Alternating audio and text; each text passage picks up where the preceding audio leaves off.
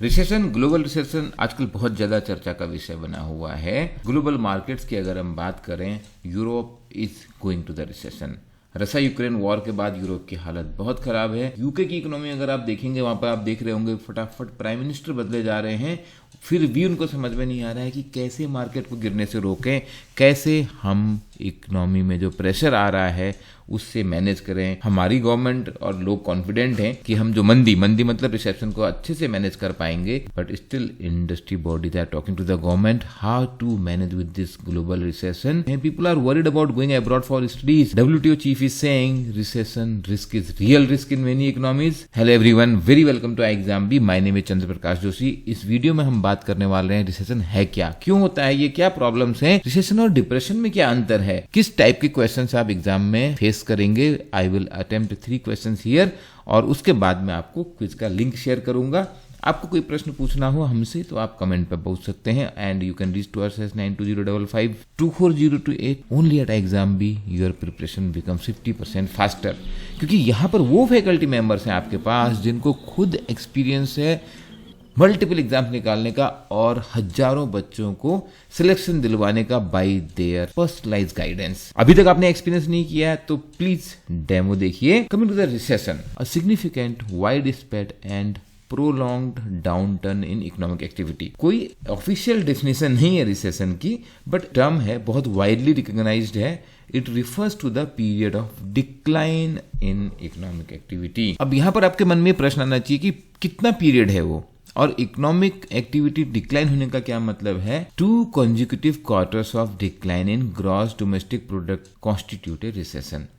ये काफी accepted definition, अगर एग्जाम में आ गई तो आपको यही चूज करना है, बट इसका मतलब ये भी नहीं है कि ये कोई ऑफिशियल डेफिनेशन है, but this is very accepted term. Recession typically produce decline in economic output, consumer demand and employment. तो केवल जीडीपी ग्रोथ की बात नहीं करनी है यहाँ पे, बाकी चीजें भी जो है इकोनॉमी में उनको भी कंसिडर किया जाता है। 2 consecutive quarters of negative economic growth. देखिए, निगेटिव इकोनॉमिक ग्रोथ, कई बार इस तरीके का ऑप्शन हो सकता है कि जीडीपी ग्रोथ रेट कम हो गई, 7% से गिर के 5% हो गई, उसको आप रिसेशन नहीं बोलेंगे। किसको बोलेंगे? जब वो निगेटिव हो गई। हमारे देश में निगेटिव होने का एक्चुअली कोई चांस नहीं है अभी, हमारी तो इकोनॉमिक ग्रोथ पॉजिटिव ही है, बट बहुत सारे डेवलप्ड मार्केट में निगेटिव हो रही है। I will come to the example पहले के रिसेशंस पर भी। क्या कॉजेज होते हैं इसके? Economic shocks like spike in oil prices. अभी आपने देखा यूक्रेन रशिया के वॉर के बाद oil price become a major challenge. Financial panics like one that preceded the great recession. मैं आऊंगा इस पर। 2007-8 में जो हुआ था उसमें the recession was caused by the global financial crisis. Rapid change in economic expectations, so called animal spirit characterized by John Maynard Keynes. इस टाइप की चीज जो इर्रेशनल एक्जुबरेंस है वो .com बर्स्ट के टाइम में भी हुई थी। .com बर्स्ट 2000 के पास का है, जहां पर लोगों की मार्केट में अनरियलिस्टिक एक्सपेक्टेशंस होती हैं कि ये बहुत ही अच्छा टाइम आ गया है और इतना ज़्यादा इन्वेस्टमेंट आने लगता है, और जो गवर्नमेंट है, सेंट्रल बैंक है, इतना ज़्यादा ऑप्टिमिस्ट हो जाते हैं कि they keep on pumping more and more money. उससे भी इन्फ्लेशन बढ़ता है और बाद में रिसेशन आता है। इसके अलावा भी बहुत सारे कारण हो सकते हैं, क्योंकि अगर सारे ही कारण रिसेशन के पता लग जाएं गवर्नमेंट को तो वो पहले से ही उसके लिए मेजर्स लेके रिसेशन को रोक ले, बट होता नहीं है ऐसा। अगर आप हिस्ट्री देखेंगे, I will tell you that in this video, हर 10-15 साल में आपको दिखाई देगा कि कहीं ना कहीं रिसेशन आ रहा है, बट एग्जाम पर्पज से आपको फोकस रखना है 2 consecutive quarters of negative growth, यानी कि 6 मंथ। इसके अलावा ये कॉम्बिनेशन ऑफ फैक्टर्स भी हो सकते हैं जो रिसेशन कॉज कर सकते हैं। अब यहाँ पर आपको समझने हैं business cycles, because these business cycles Leeds into the recession. Business में हमेशा अप्स एंड डाउन होते हैं, कभी उतार हैं और कभी गिराव है। बिजनेस साइकिल्स, जो चढ़ाव का फेज है बिजनेस में, जब बिजनेस बढ़ रहा है उसको बोलते हैं expansion. Expansion means increase in the industrial production, employment, income and sales. आप देख रहे हैं ग्राफ ऊपर को बढ़ता जा रहा है, और ऊपर बढ़ते बढ़ते जब एक पीक आने लगता है फिर कॉन्ट्रैक्शन आता है। जब industrial production, employment, income levels and sale decline करते हैं, तो कुछ ग्रीन है लेकिन ज्यादा रेड क्वार्टर्स हैं। इस तरीके के जो साइकिल्स हैं रिसेशन को ट्रिगर करते हैं, जो कॉन्ट्रैक्शन का साइकिल है। बिजनेस में साइकिल है उतार और चढ़ाव। रिसेशन एक विशियस साइकिल है जिसमें क्या हो रहा है, इनकम लेवल गिरते हैं तो सेल्स गिरती है। अगर लोग कमाएंगे कम तो लोग खर्चा कैसे करेंगे? अगर कुछ लोग खर्चा नहीं करेंगे तो भाई फैक्ट्री क्यों चलेंगी, प्रोडक्शन क्यों होगा? प्रोडक्शन नहीं होगा तो एम्प्लॉयमेंट कम हो जाएगा, लोगों को रोजगार नहीं मिलेगा, फैक्ट्रियां बंद होती जा रही है। आजकल आप देख रहे हैं ले ऑफ्स का तो ट्रेंड चल निकला है, लोगों की जॉब जाएंगी तो फिर इनकम कम होएगी। तो ये एक विशेष साइकिल है जो रिसेशन कॉज करता है। इस समय गवर्नमेंट्स हर जगह मनी सप्लाई करने में लगी हुई है। पिछले 2 साल से आपने देखा होगा कि मार्केट में मनी पंप किया जा रहा है, जिससे कि कोविड के चलते जो प्रॉब्लम्स आई डिफरेंट इकोनॉमीज में उनसे बचा जा सके। सबसे बड़ा ग्लोबल लेवल पे है यूएस फेड रिजर्व, वो डॉलर डाले जा रहे हैं इकोनॉमी में। यूएस फेड रिजर्व का आपने देखा होगा, उसका तो आपने आरबीआई का भी देखा होगा कि बहुत सारा पैसा हमारी इकोनॉमी में पंप इन किया गया, जिससे कि हम इनकम लेवल बढ़ा सकें। इनकम लेवल बढ़ने से सेल्स बढ़ेगी, सेल्स बढ़ने से प्रोडक्शन बढ़ेगा, और ये जो विशियस साइकिल था रिसेशन का, उससे हम एक रिकवरी के वर्चुअस साइकिल में आ पाएंगे इस एक्सपेक्टेशन के साथ। लेकिन हमेशा चीजें जैसी थ्योरी बुक में होती हैं वैसी प्रैक्टिकल मार्केट में नहीं होती है। बहुत सारे एक्सटर्नल वेरिएबल्स चले आते हैं। वहां पर ये भी समझना जरूरी है कि कितना exact amount of intervention government द्वारा, सेंट्रल बैंक द्वारा रिक्वायर्ड हो सकता है। But every economy goes through these cycles of contraction and expansion, जिससे मार्केट में कई बार ग्रोथ होती है एक्सपेंशन के टाइम में, और कॉन्ट्रैक्शन के टाइम में मार्केट्स गिरती हैं। ये बिजनेस साइकिल्स अगर आप समझ गए तो आपको रिसेशन समझ में आएंगे। ये जो बिजनेस साइकिल्स हैं इस ग्राफ से आपको अच्छे से समझ में आएंगे। पहले वो एक्सपेंशन से शुरू हो रहा है, एक पीक पे जाके पहुंचता है, और उसके बाद पीक से नीचे गिरना शुरू होता है, कॉन्ट्रैक्शन का साइकिल आता है, और वो जो बॉटम है, वो जो ट्रॉफ है, वहां तक पहुंच जाता है, और यहां से फिर उठना शुरू होता है, फिर से एक्सपेंशन होता है और पीक तक पहुंचता है, और इस तरीके से ये इकोनॉमिक ग्रोथ चलती रहती है, पीक और ट्रॉफ। और ओवरऑल अगर आप देखेंगे over a period of time जो ग्रोथ की जो ट्रेंड लाइन है वो बनती है। इंपॉर्टेंट फीचर्स क्या है रिसेशन के? ये क्या है? एक significant, pervasive and persistent decline in economic activity. Economist measure a recession's length from prior expansion peak to the downward trough. Recession may last as little as a few months, but the economic recovery to the former peak can take years. अब किस market में कितनी fast recovery आएगी ये बताना भी मुश्किल है। Unemployment often remains high well into an economic recovery, so the early stage of rebound can feel like a continuing recession for many. बहुत लोगों को लगेगा रिसेशन चला ही जा रहा है, और कई बार जो लोग जॉब मार्केट से बाहर निकल जाते हैं because of their skilled are now old, उनकी एज ज़्यादा हो गई तो शायद उन्हें कभी भी जॉब दोबारा नहीं मिलती है, और उनके लिए वो जो डैमेज है वो परमानेंट भी हो जाती है। Nations use fiscal and monetary policies to limit the risk of recession, और फिस्कल पॉलिसी मैनेज करती है government of India, ministry of finance. Basically आप बजट जो समझते हैं वो फिस्कल पॉलिसी का इंपॉर्टेंट एस्पेक्ट है, और आरबीआई जिस तरीके से मनी सप्लाई को कंट्रोल करता है वो मॉनेटरी पॉलिसी में आती है। हम ये कॉन्सेप्ट बार बार पढ़ रहे हैं। तो यहाँ पर जो मैं पॉइंट बोल रहा था कि हमारे देश में अगर आप इंडिया की बात करोगे तो लगेगा कि हाँ हम रिसेशन से दूर हैं, but we are not insulated. हम रिसेशन ना भी देख रहे हों लेकिन हमारी इकोनॉमी में भी इफेक्ट तो यहाँ पे दिखाई देगा। अब एक इंपॉर्टेंट एस्पेक्ट है समझने का, डिप्रेशन। डिप्रेशन रिसेशन से ज़्यादा डेंजरस है। While there is no standard definition of depression, it is commonly defined as more severe version of the recession. Recession की एक स्टैंडर्ड डेफिनेशन नहीं थी, फिर भी एक डेफिनेशन है 2 क्वार्टर। डिप्रेशन को डिफाइन करना तो और मुश्किल है। हम ये बोलते हैं सीवियर फॉर्म ऑफ रिसेशन। जब रिसेशन बहुत लंबा चला जाता है वो डिप्रेशन है। अभी तक का सबसे बड़ा डिप्रेशन हुआ था 1929 में जो हुआ था यूएस मार्केट में, और जो करीब 10 साल तक चलता रहा, beginning of the world war 2। This period from 1929 to 1939 was the period of great economic depression worldwide after the fall of the US market. Stock prices बहुत गिरे थे। अगर जीडीपी देखोगे आप 1929 और 32 के बीच में ही वर्ल्ड जीडीपी फेल बाई 15%। और अगर आप इसको कंपेयर करते हैं 2008-9 के रिसेशन से, जो बड़ा रिसेशन था ग्रेट रिसेशन, उसमें the world wide GDP fail by 1%। हम निगेटिव ग्रोथ की बात कर रहे हैं रिसेशन में भी। याद है रिसेशन में भी हमने कहा था 2 क्वार्टर का निगेटिव ग्रोथ, यानी कि डिक्लाइन हुआ जीडीपी में एब्सोल्यूट नंबर में। यहाँ पर आप देख सकते हैं कि 1930 में क्या हुआ था, that was the period of great depression. US की मार्केट तो एकदम ही टंबल की थी, बाकी कंट्रीज में भी अनएम्प्लॉयमेंट पर कैपिटा इनकम में बहुत मेजर डिक्लाइन हुआ था। तो that was the worst period of depression. अब अगर हम मेजर रिसेशन समझें, because these examples will help you in understanding what is recession.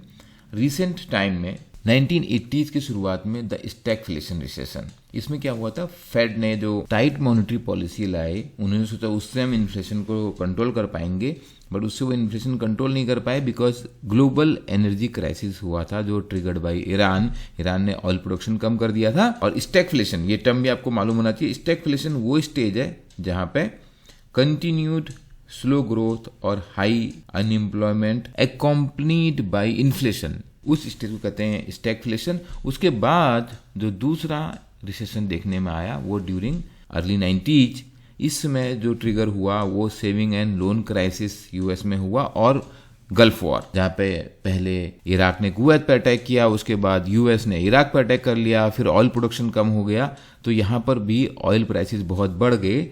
ये एक इम्पॉर्टेंट रिसेशन हमारे लिए भी है क्योंकि यहाँ पर इंडिया की इकोनॉमी में बहुत बड़ा ट्विस्ट आया। जब ऑयल प्राइसेस बढ़ गए, ग्लोबल इकोनॉमी प्रॉब्लम में थी, इंडिया इकोनॉमी उसमें बहुत ज्यादा प्रॉब्लम में आ गई, हमारा फॉरेक्स रिजर्व ऑलमोस्ट एग्जॉस्ट हो चुका था। उसके बाद इंडिया ने इकोनॉमिक रिफॉर्म किए और इंडिया ने अपनी इकोनॉमी को ओपन अप किया, वो हमने दूसरी वीडियो में डिस्कस किया हुआ है। फिर उसके बाद .com रिसेशन, ये यहाँ पर जो टेक्नोलॉजी कंपनीज थी लेट 90s में, उनमें बहुत सक्सेस आई, उनके स्टॉक्स को देखते हुए एक इररेशनल एक्जुबरेंस आ गई, लोगों को लगा कि अब सब टेक्नोलॉजी कंपनी हिट होने वाली है, इतना ज्यादा इन्वेस्टमेंट होने लग गया इन दीज .com कंपनीज, इसीलिए इसको .com रिसेशन बोलते हैं।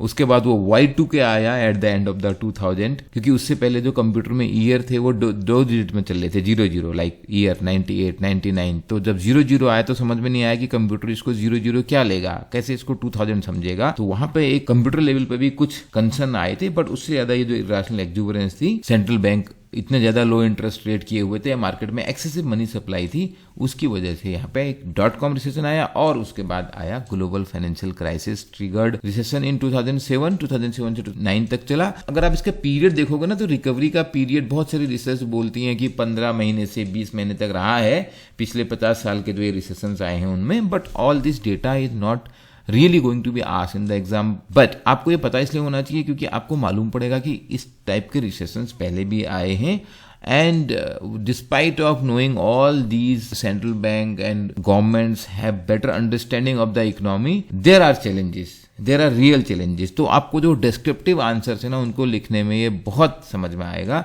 इसलिए मैं इतने डिटेल में डिस्कस कर रहा हूं और आपको ये पढ़ना भी पड़ेगा। तो जो ग्लोबल फाइनेंशियल क्राइसिस यहाँ पे हुआ, that is because of the sub prime mortgage bubble. US में रियल एस्टेट फाइनेंसिंग बहुत ज्यादा हुई और वहां पे जो एक निंजा बोरोवर बोलते थे, no income no jobs borrower, उन लोगों को भी फाइनेंसिंग होने लगी क्योंकि रियल एस्टेट प्राइसेस बढ़ रहे थे। वो जो सब प्राइम मॉर्टगेज था, जो मॉर्टगेज हाउसिंग लोन की मॉर्टगेज हो रही थी, उसके बेसिस पे लोन बढ़ता जा रहा था, वो कहीं ना कहीं आके फटना ही था, वो हुआ। और उसके बाद ये कुछ बड़े investment bank like Lehman brothers collapse हुए और ये रिसेशन 2 साल तक ये भी चला। और अभी हम जो बात कर रहे हैं that is recession which is first triggered by the Covid, and उसके बाद जो Ukraine Russia war, increase in the oil prices, excess supply of the money in the economy, उसकी वजह से चल रहा है। तो दोस्तों हम ये जो कॉन्सेप्ट डिस्कस कर रहे हैं, कॉन्सेप्ट पढ़ाएंगे, सबको सिखाएंगे। You can watch all these videos on all 4 channels of iXambi, and these concepts are must if you are seriously looking for cracking the exam। Target RBI channel में हम आपको economics finance के concept बता रहे हैं, main channel में हम आपको क्वांट रीजनिंग इंग्लिश के कॉन्सेप्ट बता रहे हैं, और एग्री वी चैनल में हम आपको एग्री रिलेटेड कॉन्सेप्ट बता रहे हैं, और लीगल बी चैनल पे हम आपको लीगल कोर्सेज रिलेटेड कॉन्सेप्ट की वीडियो बात कर रहे हैं। वेबसाइट पे आपको ये सारी वीडियो दिखाई देंगे। Now coming to the question, which of the following is not the characteristics of a business cycle? They are recurrent, हमने अभी बात की, होते ही रहते हैं, ऊपर नीचे रिकरेंट हैं। They are not at regular intervals. अब आप बताइए बिजनेस साइकिल का कोई एग्जैक्ट रेगुलर इंटरवल बताया जा सकता है? तो ये भी सही है। They are not planned by large business houses, तो ये भी सही है। कौन सा बिजनेस हाउस भाई बिजनेस साइकिल प्लान कर सकता है? ये तो इकोनॉमी में होते हैं। और during the recession phase also there are some companies, some business houses, those will grow and they have uniform cause. ये कौन बोला? तो ये डेफिनेटली नॉट ए करेक्ट।